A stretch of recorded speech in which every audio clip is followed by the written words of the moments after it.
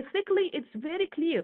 Dilemma, or this big problem, is now being exported to them purposefully by Islamists. And we can just, anyone can search for this. There is a text written by the Muslim Brotherhood leaders in the United States in 1990s. It was discovered by federal investigations and now released for public to read.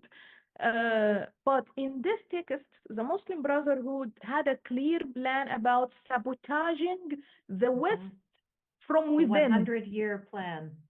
Exactly, to sabotage the West from within, which means that they had a clear vision on what they want to do to make these nation states, successful nation states in the West, collapse so they can build their own Islamic caliphate upon the ruins of these nation states.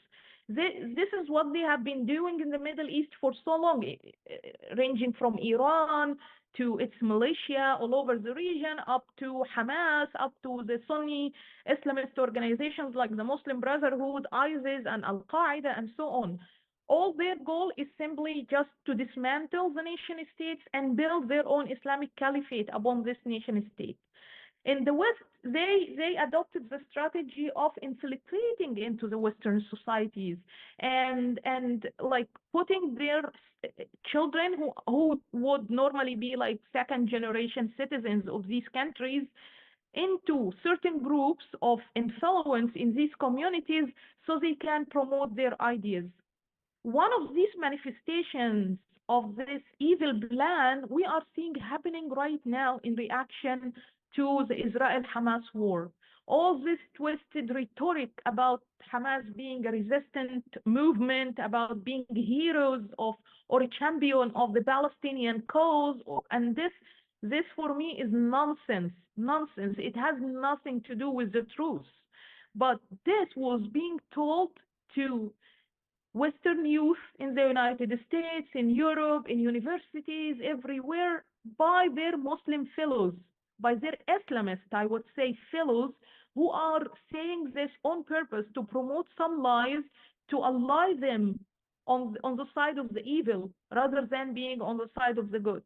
And it's really shocking to see that people in the US, for example, in American universities, people who are women, who belong to the LGBT community, are supporting Hamas. They don't even understand that if they live under Hamas and the Sharia law, they will be immediately killed just for being an LGBT person, you know? It's crazy. It's crazy. So when you see how brainwashed they are, you will be shocked. But there is a reason for that. Like Islamists has been preparing for this moment for so long. That's why we are seeing this extreme international polarization around the issue. Although it's ethically, it's very clear.